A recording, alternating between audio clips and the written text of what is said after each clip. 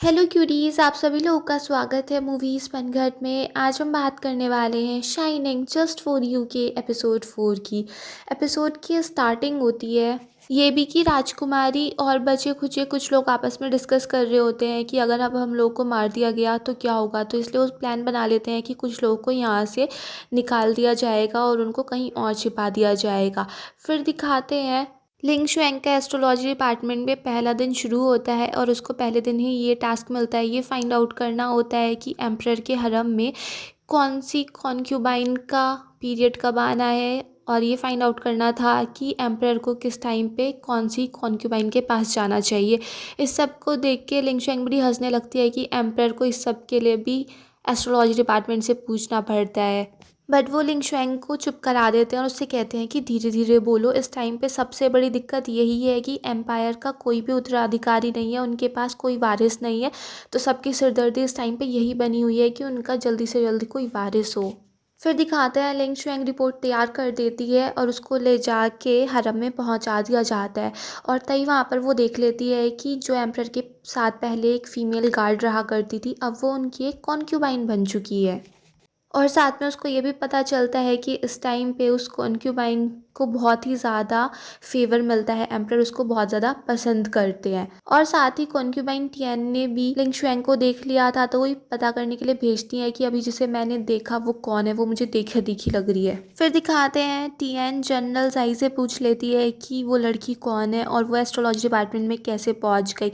General जाई बता देते हैं कि वो ये भी से आई हुई कैदी है, पर मिनिस्टर जाई को वो पसंद आ गई तो इसलिए उन्होंने उसको अपने एस्ट्रोलॉजी डिपार्टमेंट में रख लिया। फिर दिखाते हैं जुइंग के कैंप में एम्परर के भेजे हुए सैनिक आ जाते हैं। वो ये देखने के लिए आए थे कि क्या उन लोगों को मार दिया गया जो अभी कुछ काम करने के काबिल नहीं है।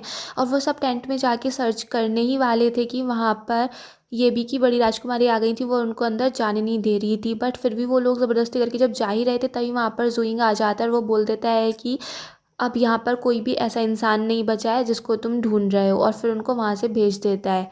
जोइंग का असिस्टेंट उससे कहता भी है कि आप अपने राजा से झूठ बोल रहे हैं, आप अपने राजा को धोखा दे रहे हैं।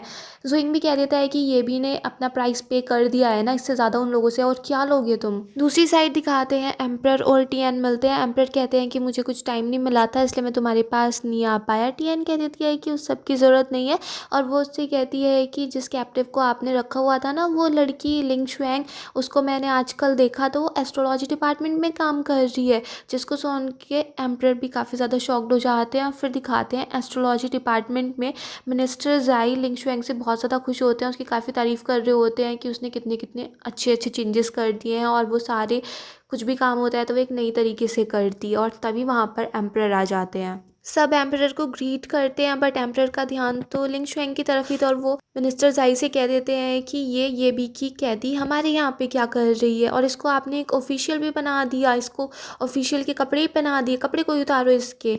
लिंग शुएंग कह देती है कि मैं खुद ही उतार देती हूँ ये ऑफिशियल का रोब।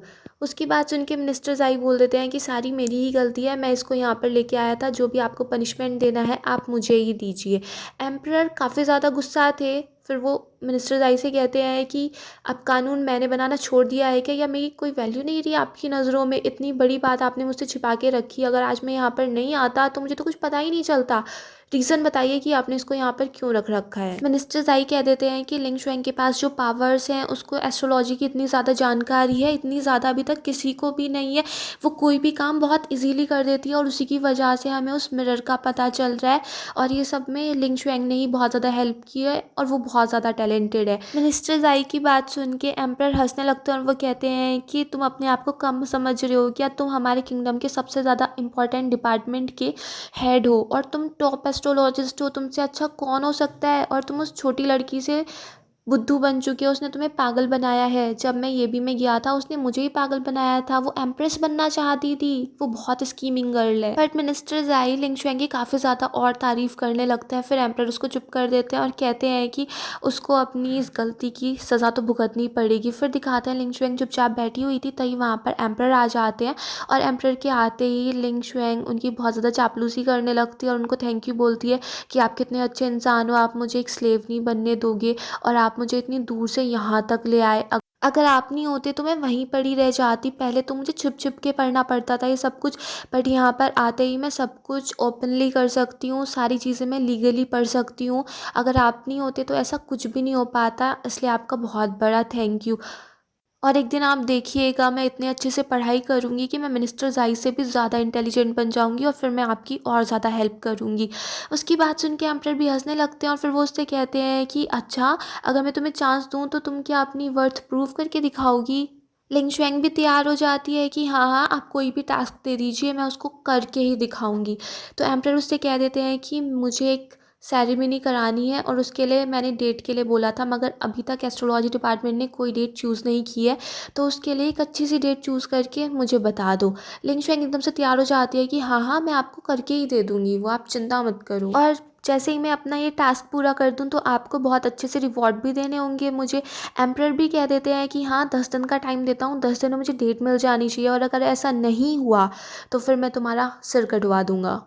फिर दिखाते हैं एस्ट्रोलॉजी डिपार्टमेंट में शाही फरमान आ जाता है। एम्परर ने डिक्लेयर कर दिया था कि अब से लिंग शुएंग यहाँ पर काम कर सकती है। उसको एक ऑफिशियल पोजीशन भी मिल गई थी और साथ में उसका नेम बाइलू भी कर दिया गया था। मिनिस्टर ज़ाई भी ये सब देख के बहुत खुश होते हैं। वो लिंग शुएंग को और ज़्यादा काम दे रहे होते हैं करने के लिए, बट तभी लिंग शुएंग कह देती है कि पहले मुझे कुछ और काम करना है। मैं यहाँ पर जिस वजह से आई आ पाई वो ये था कि अभी एम्परर को एक सेरेमनी ऑफ स्टार्स करानी है और उसके लिए उन्हें एक लोकेशन डिसाइड करनी है और डेट डिसाइड करनी है। वो टास्क मैंने ले लिया है। और इसी बात को सुन के सब लोग बहुत परेशान हो जाते हैं। वो कहते हैं कि अब तो हम सबका नुकसान हो ही गया है, अब हम सबको पनिशमेंट मिलेगा, सारा का सारा एस्ट्रोलॉजी डिपार्टमेंट का नाम बदनाम हो जाएगा। लिंग शुएंग कहती है कि इसमें एक डेट ही तो डिसाइड करनी है और लोकेशन चूज़ करनी है, इसमें इतनी प्रॉब्लम वाली क्या बात है? तुम लोग इतने ज़्यादा इंटेलिजेंट हो ही नहीं कि तुम्हें कोई लोकेशन नहीं मिली। अब देखो मैं आ गई हूँ ना, मैं सब काम जल्दी से कर दूँगी। फिर उसको पता चलता है कि ये लोकेशन और डेट ढूँढने का काम मिनिस्टर ज़ाई के पास ही था और वो ही अभी तक ये सब कुछ डिसाइड नहीं कर पाए।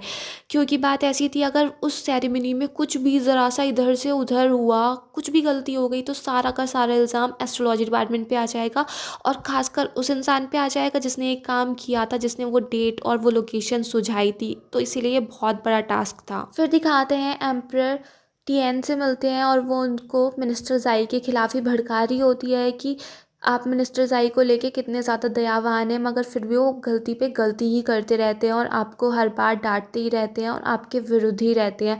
और फिर दिखाते हैं लिंग शुएंग से एस्ट्रोलॉजर युनवेन बोल रहा होता है कि जल्दी से कोई चीज़ ढूंढो जिससे मेरी बॉडी का कुछ हो सके, मैं थोड़ा सा फिजिकल पोजीशन में तो आऊँ या मुझे किसी और सस्टेन करने के लिए कोई और जगह तो मिले। अब तुम्हारे पास जीने के लिए सिर्फ 10 दिन ही बचे हैं, उसमें से तुमने एक दिन वेस्ट कर दिया है, आखिर 9 दिनों में तुम क्या कर पाओगी? फिर दिखाते हैं एम्परर से मिलने के लिए मिनिस्टर फैन आए होते हैं। वो एक रिपोर्ट देने आए थे। एम्परर कहते हैं कि इतने छोटे से काम के लिए आपको खुद यहाँ पे आना पड़ा। मिनिस्टर फैन कहते हैं कि मुझे आपसे कुछ बात करनी थी कि इतने दिन हो गए हैं मगर मिनिस्टर ज़ाई ने अभी तक डेट डिसाइड नहीं की है, लोकेशन डिसाइड नहीं की है कि कहाँ पर वो सेरेमनी होगी और मैंने तो सुना है कि उन्होंने वो काम एक छोटी सी लड़की पर डाल दिया है। बताइए, वो आपकी बिल्कुल भी इज्जत नहीं करते और इतने दिनों से डेट भी डाले जा रहे हैं। उसकी बात सुन के एम्परर कहते हैं कि वो टास्क उस लड़की को मैंने ही दिया है और अगर तुम्हें डेट और लोकेशन के बारे में इतना पता ही करना है तो तुम खुद डायरेक्ट जाकर मिनिस्टर ज़ाई से बात कर लो। फिर दिखाते हैं मिनिस्टर फैन मिनिस्टर ज़ाई से बात करते हैं और उनकी बात लिंग शुएंग चुपके से सुन लेती है और तब उसको मिनिस्टर फैन की बातों से समझ में आता है कि मिनिस्टर ज़ाई ने अभी तक डेट और लोकेशन इसलिए डिसाइड नहीं की क्योंकि इसी सेरेमनी में एम्परर मिनिस्टर ज़ाई से उनकी मिलिट्री पावर छीन लेंगे। फिर दिखाते हैं लिंग शुएंग एम्परर से मिलती है और उनको वो कैलेंडर दिखा रही होती है कि आपके हरम में कौन सी लेडी के पास आपको किस टाइम पे जाना चाहिए। उसकी बात सुन के एम्परर कहते हैं कि तुम्हारे पास आजकल बहुत ज़्यादा खाली टाइम दिख रहा है जो तुम यहाँ पर ये काम करने के लिए आ गई हो। लिंग शुएंग कहती है कि मैं काम तो बहुत ही ज़्यादा मेहनत से कर रही हूँ, मैं रात रात भर काम करती रहती हूँ, बट मिनिस्टर ज़ाई को मेरी कोई भी डेट पसंद ही नहीं आ रही है। एम्परर कहते हैं कि जब तुम यहाँ पर खड़ी हो इसका मतलब ये है कि तुम पूरी दिल से अपना काम कर ही नहीं रही हो। क्या तुम्हें अपना ये सिर प्यारा भी है, ये गर्दन चाहिए नहीं चाहिए? लिंग शुएंग भी कह देती है कि डेट इसलिए डिसाइड नहीं हो पा रही है क्योंकि मिनिस्टर ज़ाई को डर है कि उस सेरेमनी में आप उनसे उनकी मिलिट्री पावर छीन लेंगे, तो इसलिए मैं कोई भी डेट बोलूँ वो उसको अप्रूव ही नहीं करेंगे। एम्परर कहते हैं कि तुम्हें इन सारी बातों का भी पता है। लिंग शुएंग कहती है कि आज जब मिनिस्टर फैन आए थे तो मैंने उनकी सारी बात सुन ली थी और बाकायदा उसने कॉपी में सारी चीज़ें लिख ली थी। सारी बात सुनने के बाद एम्परर बोलते हैं कि तुम्हें लगता है कि मुझे अभी तक इन सारी बातों का पता नहीं होगा। और फिर लिंग शुएंग वहाँ से चली जाती है और वो सोच रही होती है कि अब मुझे कुछ और ही करना पड़ेगा। फिर दिखाते हैं मिनिस्टर फैन अपने बेटे को बुलाते हैं और उससे कहते हैं कि मैं तुम्हें एक काम सौंप रहा हूँ, वो काम अच्छे से हो जाना चाहिए। पता लगाओ कि एम्परर ने वो काम उस लड़की को ही क्यों दिया है, उनके पीछे उनका क्या मकसद हो सकता है। फिर दिखाते हैं लिंग शुएंग परेशान बैठी होती है, उसको वू यू और साथ में रुई की भी याद आ रही थी। वो बात कर रही होती है एस्ट्रोलॉजर से कि ऐसा क्या हुआ होगा कि वो मिरर उस समुद्र के अंदर मिला। एस्ट्रोलॉजर उससे कहते हैं कि भले से क्या पता जब वो जा रहे थे वो रास्ते में गिर गया हो या कुछ भी हो सकता है। फिर दिखाते हैं लिंग शुएंग डिसाइड करती है कि कल को वो मार्केट में जाएगी क्योंकि उसे एक बिल्डिंग के बारे में पता था जो वुयू की बिल्डिंग थी। जब वो वहाँ पर पहुँचती है तो पता चलता है कि वुयू ने तो वो बिल्डिंग बेच दी है, अब उसका मालिक कोई और है। फिर भी लिंग शुएंग वहीं पर बैठ जाती है कि शायद उसे वुयू के बारे में कुछ पता चले। फिर दिखाते हैं 2 लड़कियाँ आपस में बात कर रही होती हैं कि हम अपने यंग मास्टर के बारे में किसी से अभी बात करें या नहीं करें। फिर दिखाते हैं वो लड़की देख भी लेती है कि लिंग शुएंग यहाँ पर बैठी हुई है। फिर यहाँ से सीन कट होके दिखाता है एस्ट्रोलॉजी डिपार्टमेंट में डायरेक्टर डी बहुत परेशान थे कि लिंग शुएंग अपना काम बीच में ही छोड़ के कहीं और कैसे जा सकती है। जब उनको पता चलता है कि वो आज मार्केट गई हुई है, फिर वो वेट करने लगते हैं कि वो ही लिंग शुएंग से बात करेंगे। और वो वेट करते करते जैसे ही लिंग शुएंग आती है, डायरेक्टर डी उसके सामने कुछ नहीं बोल पाते और लिंग शुएंग कह देती है कि चलिए काम पे चलते हैं। और फिर यहीं पे सीन कट हो जाता है। दूसरी साइड दिखाते हैं लिंग शुएंग के डैड बीमार पड़े होते हैं और वो यूं उनको दवाई पिला रहा होता है, बट वो बोल देते हैं कि इस सब का कोई फ़ायदा नहीं होगा, मेरे पास अब ज़्यादा टाइम नहीं बचा है। और फिर यहीं पे ये एपिसोड फिनिश हो जाता है। अगर आपको ये पसंद आया हो तो प्लीज़ मेरे चैनल को सब्सक्राइब करें, लाइक करें, शेयर करें, कमेंट्स करें and bye bye till next video.